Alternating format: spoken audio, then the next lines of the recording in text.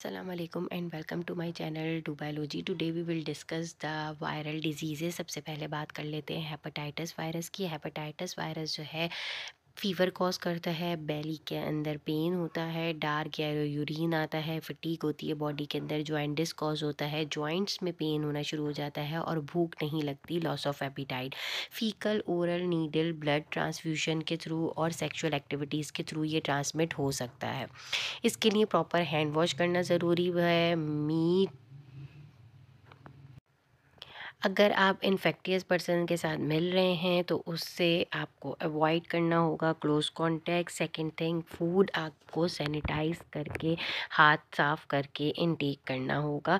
Herbs simplex virus जो है वो फीवर होता है, ब्लिस्टर लाइक स्ट्रक्चर्स अपीयर हो जाते हैं around mouth and sexual organ, और पेनफुल सोर्स जो होते हैं मतलब छाले लाइक स्ट्रक्चर आप कह सकते हो, जेनाइटल रीजन्स वगैरह में अपीयर हो जाते हैं और माउथ के अराउंड। बर्निंग सेंसेशन होती है यूरिनेशन में, और फ्लू एंड फीवर कॉज होता है ये थ्रू द स्किन जो है वो, अगर कहीं ब्रेकेज है स्किन के अंदर तो उसके थ्रू, और रिप्रोडक्टिव ऑर्गन या एनएस वगैरह में ऑर्गन और एनएस वगैरह के थ्रू जो है वो ट्रांसमिट हो सकता है। इनसैनिटरी कंडीशन जो है स्प्रेड करती हैं, may lead to the spread of this disease. इसके अलावा antiviral drugs on doctor advice आप ले सकते हो और अवॉइड करें इनसैनिटरी कंडीशंस को। इसके बाद पोलियो वायरस की अगर बात करें तो मेजर सिम्टम इसका ये है कि ये पैरालिसिस कॉज करता है लोअर लिम्स के अंदर, while along with fever, sore throat, headache, body pain and tetani appears हो जाते हैं।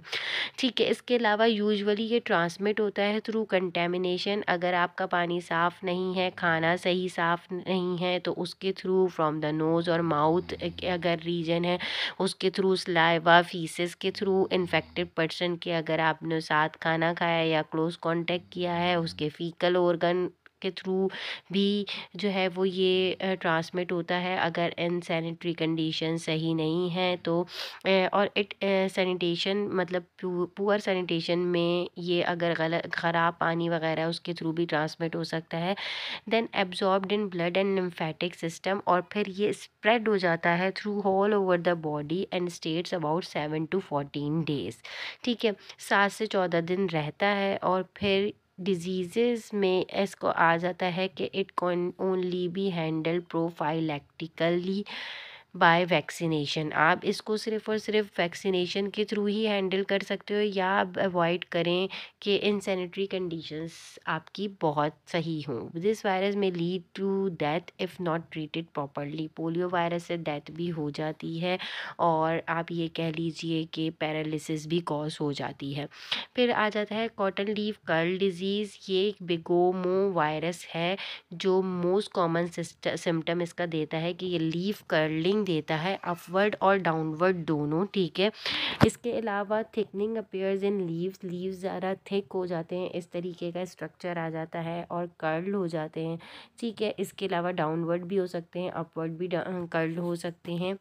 And quality of fibre are variably affected by leaf curl disease. ठीक है, और फाइबर की क्वालिटी जो है वो बहुत ज़्यादा जो है वो अफेक्ट होती है लीफ कर्ल डिजीज़ के थ्रू। तो मोस्ट कॉमन जो है ये कह लीजिए कि दिस वायरस ट्रांसमिट होता है वाइट फ्लाई पेस्ट के थ्रू, ये वाली जो वाइट फ्लाई होती है। अब आप इसमें क्या कर सकते हो कि स्प्रे यूज़ करो at 7 days and practise crop rotation. Crop rotation कहा जाता है कि अगर आपने एक दफ़ा कॉटन लीफ लगाए हैं यानी कि कॉटन अगर लगाया है तो नेक्स्ट टाइम उस ही जगह पे फिर आप कोई और जो है वो ये कह लीजिए कि क्रॉपिंग करेंगे। ठीक है, और just cut and burn the infected plants, या आप ये करें कि अगर उसको इस तरीके का वायरस लग गया है तो आप उसको कट करके इन्फेक्टेड प्लांट को बर्न आउट कर दीजिए।